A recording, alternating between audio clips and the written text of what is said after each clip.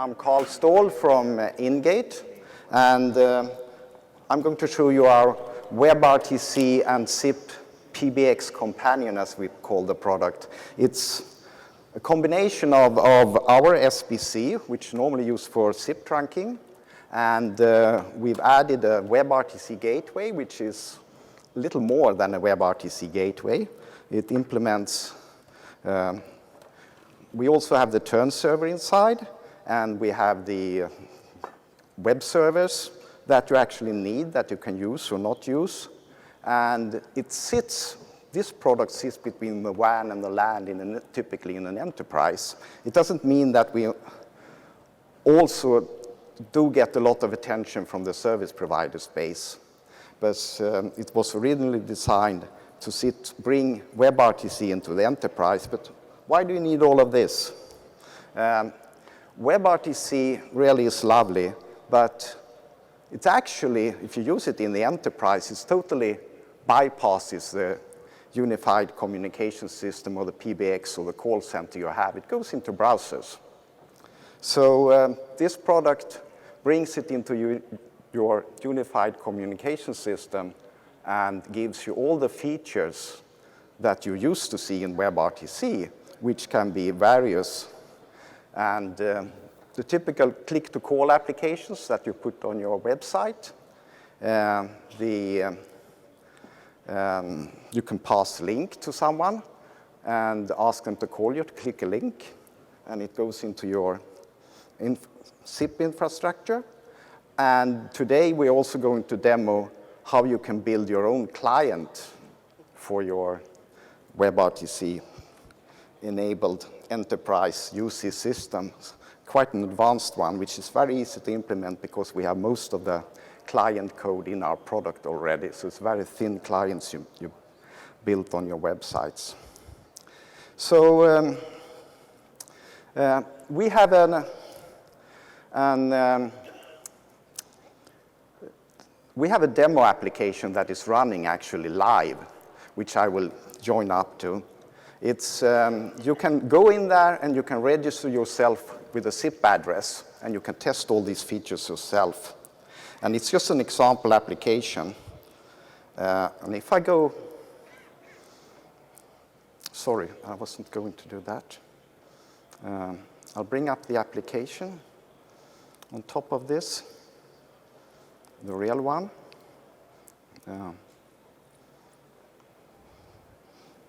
How do you do this?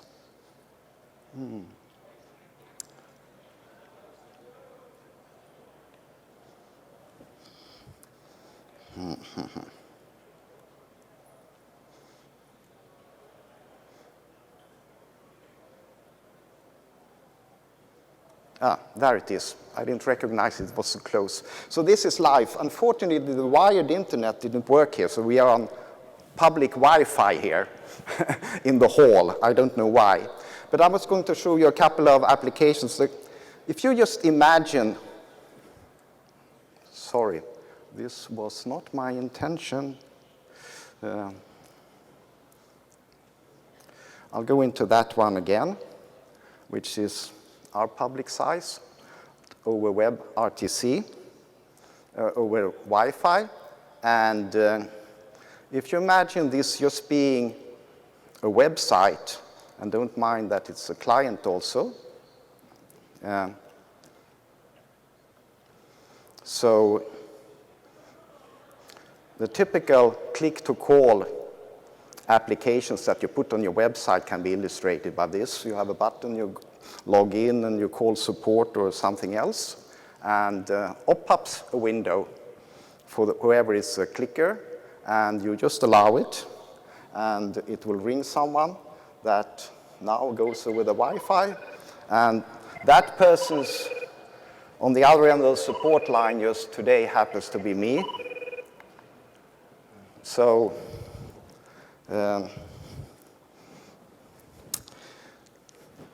we get me up there, and I better mute the telephone.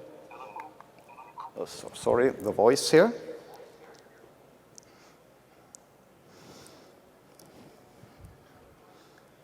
And I get a call into the support department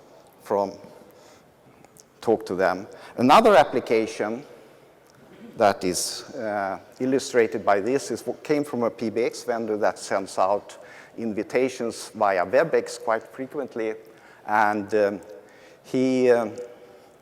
they requested that it was very difficult, even though there were PBX vendors, for people to actually get a phone and call into their bridge. So they thought WebRTC was a good application just to send a link, get them into the conference bridge.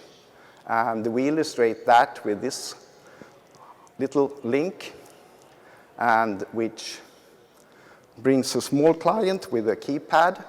And sorry, I should have put in the audio before that. I will do it once more. The audio cable. And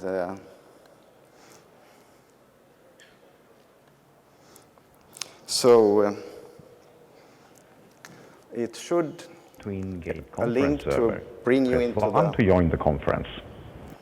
Welcome to Hey, you are 9 hours late. It was Swedish time. Press 1 for the summary, press 2 for some music, or star to disconnect. And this is actually a link that goes into a real conference server. And I am in conference now, and if I press something here for a summary. Meeting summary. WebEx was not working. Next time we use WebRTC screen sharing instead. So then you can both have the WebEx communication and the talk in your browser.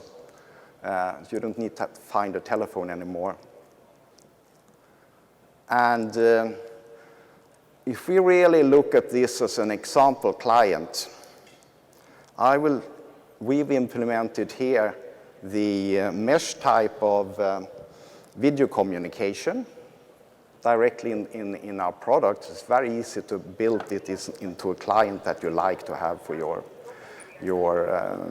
UC environment, a PBX client. And it's a client that works everywhere. Especially it's very good remotely. We are remote now. All of us are remote. We're not on a LAN home in Sweden.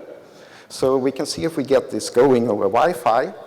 And first of all, I want to set up a 5-party call here, ad hoc, not going into a conference room. We could do that also. And if I do I want to take the one that's a bigger client that I will actually call myself. Who is clicking for me here? That's too automatic. I'll do this one. And I'm actually calling myself now, just to get one party. And in addition to that, I will call my friend Michael here. I need to turn off these things. Sorry. I turn off the microphones. And that one is turned off also. I call my friend Michael. And it will probably ring here.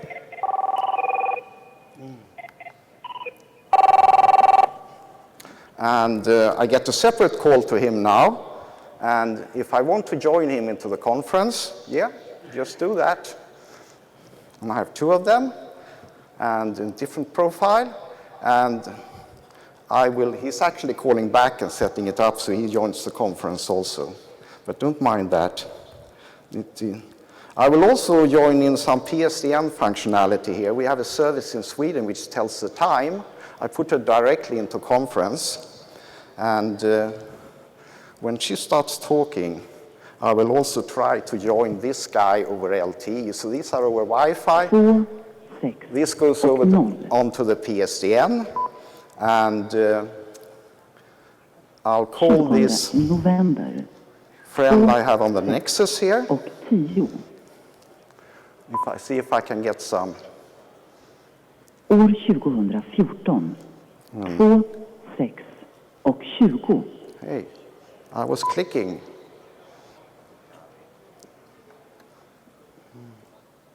2, 6 och 30. Hi. Ah, Två, I blame it on the Wi-Fi, och too 40. full. So I'm running out of time here. Next time I ask for a real internet connection. Och 50. So anyway, I succeeded with 3 people, and whoever speaks the loudest in reality, I can't show that here, becomes big. And today it's me, and I had hoped to see you all on this device also, but I didn't do that this time. Thank you very much.